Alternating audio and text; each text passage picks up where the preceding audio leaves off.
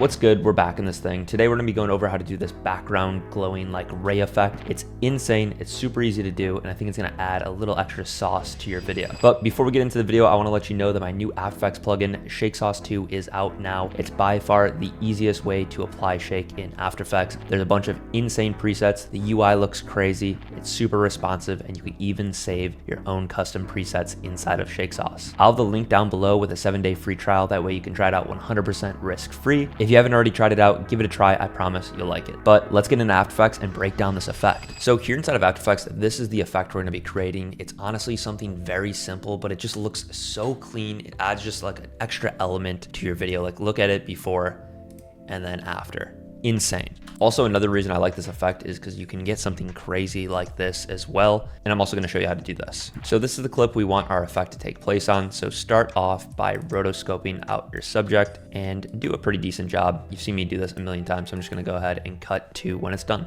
Now, once you've rotoscoped out your subject like this, go ahead and duplicate it and remove the rotoscope from the background. That way there is the normal clip playing and then also just the rotoscoped out layer. And on this background layer, we're going to apply an effect called CC Light Sweep and then drag it onto that rotoscoped out layer. I like bringing the point up here, changing that direction to 0. That way it's straight up and down like this. And then going to light reception and doing cutout. And now if we do the sweep intensity to 0 and then start bringing up the width, you can see how it kind of outlines your subject like this. So you can go ahead and play with it and see what number looks best for you. A lot of times you have to bring it up past 1,000 for it to look good. And then you can change the edge intensity up and down to see what you like. I think it looks cool when it has a little bit of a gradient where it's not like, where it's a little thick at the top and then a little bit less at the bottom. And then you can also play with the edge thickness, and that's just gonna bring in and out the glow. I think somewhere around like 4 looks good for us. Now, the next thing I'm gonna add on is an effect called Deep Glow. It's a plugin. I'd highly suggest it. I use it all the time, and you can see how that instantly kind of transforms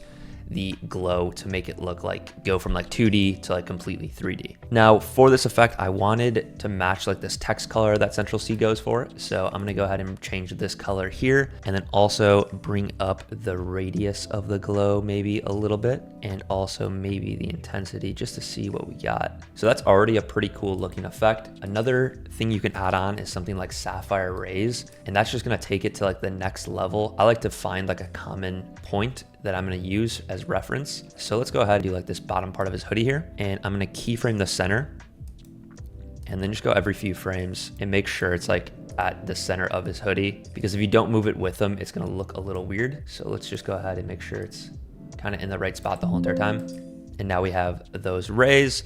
You can go ahead and play with the length of them. I think bringing it up a little bit is cool. And then you can play with the brightness to make it crazy intense or lighter, but I think somewhere around the default values is where it starts to look good. And then another effect I would add on is something like flicker. It just adds a little bit more dynamic to it. So I'm gonna bring that above the deep glow and rays. That way it interacts with the rays and the deep glow a little bit more, and probably just change up the random frequency a little bit and maybe even the amplitude. I think the rays need a little bit more brightness, and you can also play with the threshold to kind of affect the rays a little bit more or less. So I went ahead and played with the threshold and made it a lot less. That way it's kind of like just ray everywhere, and then play around with the brightness to get a look that you want. And the crazy thing is you can change any of these colors here and make it look insane. Whatever color fits your project the best. I think this orange looks really good. And then like I was saying, you can, to just get that outline, all you have to do is just remove the background, and now you have this cool outline effect, and you can like cut in and out. If you wanted to cut to like the beat of a song or something, you could have it like cut in and out like that, or even just do it on your footage itself. And then I personally think the best way to compose any VFX is adding a slight little shake. So the shaky hand preset from Shake Sauce 2 will do it. It's just gonna add this slight little bit of energy. You can see how it kind of zooms in, it bounces back and forth, and I think it just adds that little extra sauce on top of the effect. That's pretty much all I got for you guys in this video. If you wanted to try out Shake Sauce, I'll have it linked down below, as well as that 7-day free trial. By far the best shake in After Effects. You can make custom presets, save it inside there. The UI is insane, responsiveness is crazy. If you haven't given it a try yet, go ahead and click that link. But that's pretty much all I got for you guys in this one.